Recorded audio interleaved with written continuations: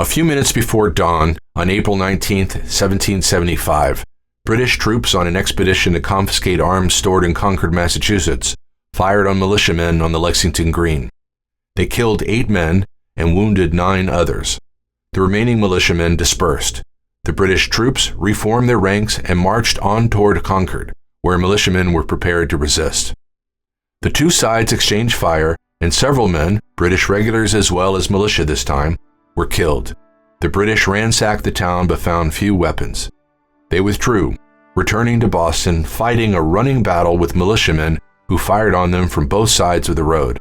By the time the British troops made it back to Boston, colonists had killed or wounded 272 of the king's soldiers. The regulars had killed over 100 colonists but had accomplished nothing of military importance. Since that morning, Americans have tried to understand what happened at Lexington. The British reported that a colonist fired the first shot.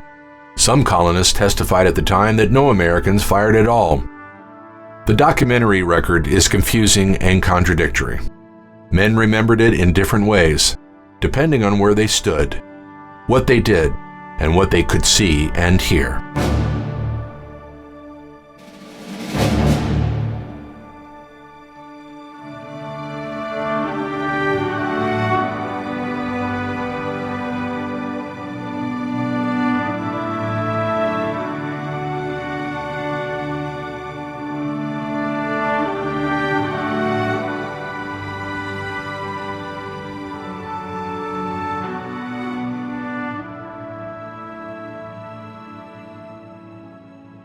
Much of what Americans imagine about that morning of April 19, 1775, has been shaped by a succession of artists, each trying to make sense of the event in a way that was relevant to his own time and consistent with what Americans believed, or wanted to believe, about the Battle of Lexington. 2 Connecticut militiamen, Ralph Earl and Amos Doolittle, created the first image of the battle. Neither witnessed the encounter at Lexington. They visited the site a few weeks later, and Earl drew a sketch of the confrontation.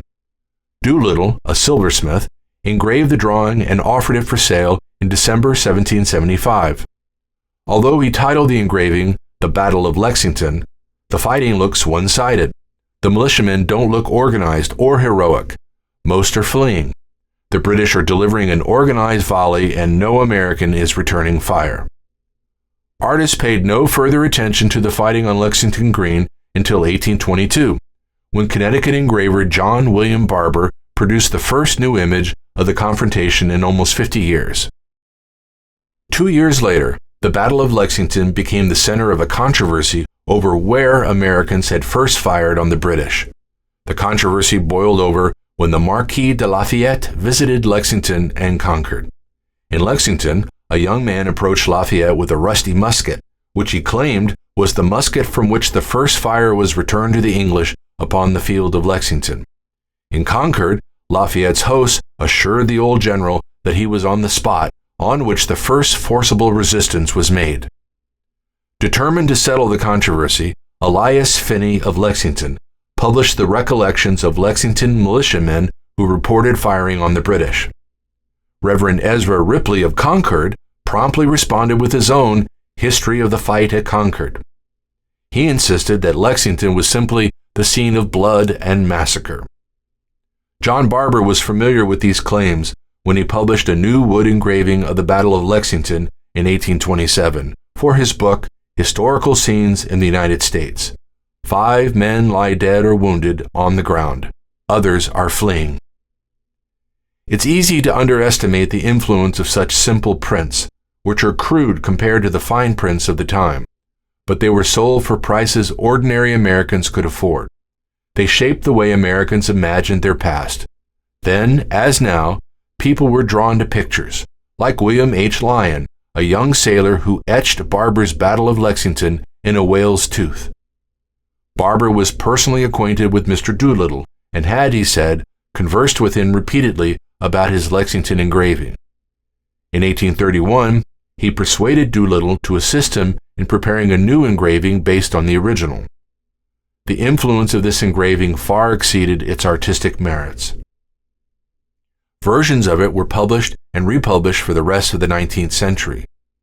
Ironically, Barber didn't think the encounter on Lexington Green was a battle at all. The scene represented in this engraving cannot with any propriety be called a battle, he wrote, though thus spoken of by most historians. It is memorable only as the spot where the first American blood was shed, where the first American life was taken in the Revolution. Barber may not have been convinced that the Lexington men had fired back, but others were. Among them was Moses Sweat. In his 1830 version of the Battle of Lexington, several militiamen are firing at the British. As if in reply, in 1837, Ralph Waldo Emerson wrote his Concord Hymn for the dedication of a monument where once the embattled farmer stood and fired the shot heard round the world.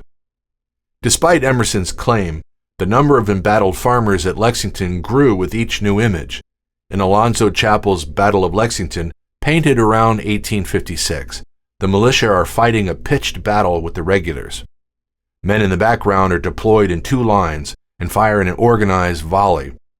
Hammett Billings' 1859 depiction of the battle was just as dramatic. Billings connected the struggle for liberty in the Revolutionary era with the anti-slavery movement of his own time and imagined the Lexington militia as a symbol of resistance to the slave power. The Reverend Theodore Parker, whose grandfather, Captain John Parker, had commanded the Lexington militia, tied the two ideas together.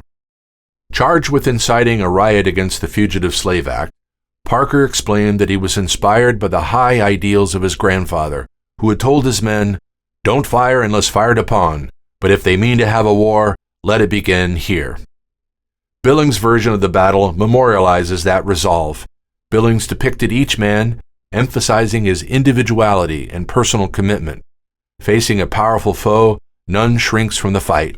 They are free men, united in the sacred cause of liberty. Billings' Battle of Lexington was to be cast in bronze and attached to the pedestal of a monument on Lexington Green, topped by a colossal bronze statue of a militiaman. The monument was never built, but the succession of Lexington battle scenes sustained the idea that what had happened at Lexington was the first battle of the Revolutionary War. Other artists took up the theme, among them Henry Sandham, who painted The Dawn of Liberty in 1886. Sandham set the battle in the half-light of dawn, based on evidence that the regulars arrived at Lexington just before sunrise. Howard Pyle joined the fray in 1898 with the fight on Lexington Common, focusing on the shock and fear and determination of men and boys, ordinary people made extraordinary by their involvement in an event of transcendent importance. By the beginning of the 20th century, images of courageous militiamen stubbornly returning British fire were so widely accepted that a British artist, William Barnes Wolin, imagined the Battle of Lexington that way. He was probably not aware that his composition could be traced to an 18th century American engraving of British regulars firing on militiamen who weren't firing back. In the battle over the Battle of Lexington, the artists had won. Their depictions of the Lexington militia standing its ground and exchanging fire with the British regulars have shaped how Americans imagine the Battle of Lexington for the last 100 years.